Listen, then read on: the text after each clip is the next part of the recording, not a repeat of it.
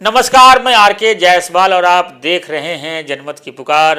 मौजूद हूँ पीतमपुरा में और हमारे साथ मौजूद हैं राजेश सिंघल जी, जो भाजपा के नेता हैं। कैसे हैं सिंघल साहब? बहुत अच्छा हूँ जायसवाल जी। आपको छठ पूजा की बहुत बहुत बधाई, शुभकामना। छठ पूजा की तैयारियां को लेकर किस तरीके से देखते हैं? दिल्ली में भाजपा की सरकार बनी है 27 सालों के बाद। हम तो देख ही रहे हैं जायसवाल जी, और आप सारी दिल्ली प्रदेश की जनता भी देख रही है। पीछे यमुना नदी में भी जो रोक लगा दी गई थी, इस बार रोक हटा दी गई।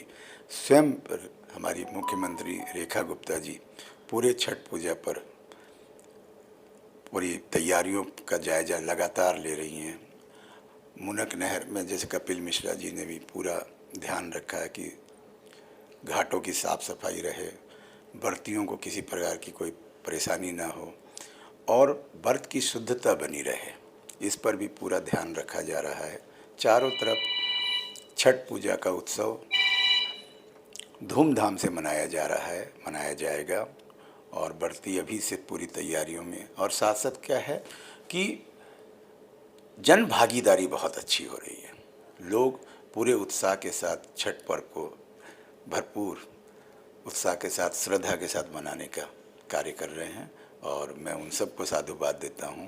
और साथ ही साथ ये भी उम्मीद करता हूं कि छठ मैया जो है, जमुना जी की सफाई में छठ मैया का भी आशीर्वाद भरपूर मिल रहा है, और जमुना जी भी बहुत जल्द ही साफ होंगी, ऐसा जैसा कि आपको बताया गया था हमारी। अच्छा राजेश जी, छठ पूजा की खूब छठ व्रतियों के लिए सुविधा होगी। लोग कह रहे हैं कि बिहार में चुनाव है, इसलिए बिहारियों को दिल्ली में खुश करने के लिए रेखा सरकार ऐसा कर रही है। नहीं, ये छठ पूजा का सिर्फ रेखा गुप्ता जी ऐसा नहीं कर रहे। ये तो हम लोगों के भाजपा सनातन को, आज हिंदुत्व को यदि कोई नाम दिया, कोई पहचान दिया, कोई विश्वास दिया, तो वो भाजपा की सरकार ने दिया। और हमारे माननीय प्रधानमंत्री नरेंद्र मोदी जी ने, जो कि हम खुल कर करके अपने धर्म और आस्था का हर जगह प्रचार भी करते हैं और उसमें विश्वास भी जगह मानते हैं। कैसे देखते हैं बिहार चुनाव को आप?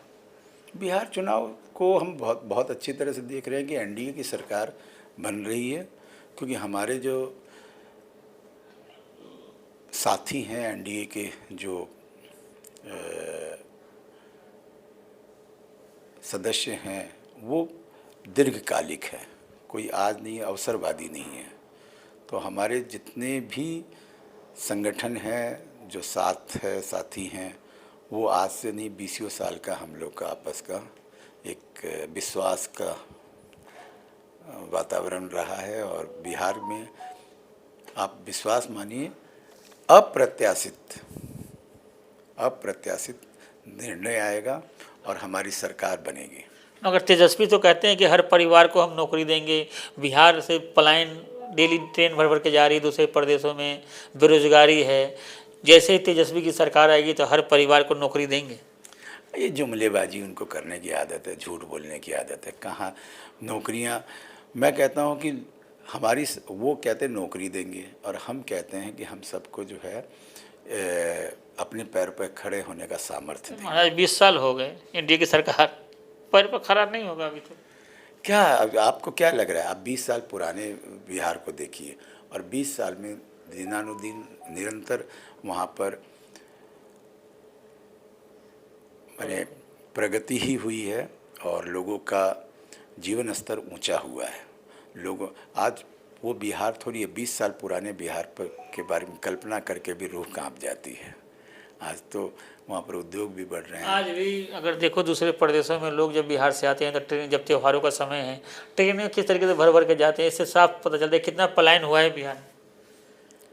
ट्रेनों का आप देखिए, ट्रेन कहाँ से कहाँ नहीं चल रही है। ट्रेनें तो इसलिए चलती है, आवागमन को सुगम करने के लिए। आज व्यापार बढ़ रहे हैं, लोगों की ज़रूरतें बढ़ रही हैं, कोई इलाज के लिए जाते हैं, तो ट्रेन तो एक यातायात का साधन है। इसमें भर भर के जाने वाले ट्रेनों में 72 सीटें होती है, 72 सीटों का ही रिजर्वेशन होता है।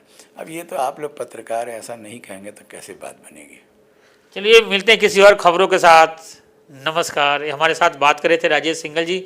मिलते हैं किसी और खबरों के साथ। नमस्कार। अगर आपने हमारा अभी तक चैनल सब्सक्राइब नहीं किया है तो कृपया चैनल सब्सक्राइब कर लें, लाइक करें, शेयर करें, कमेंट करें।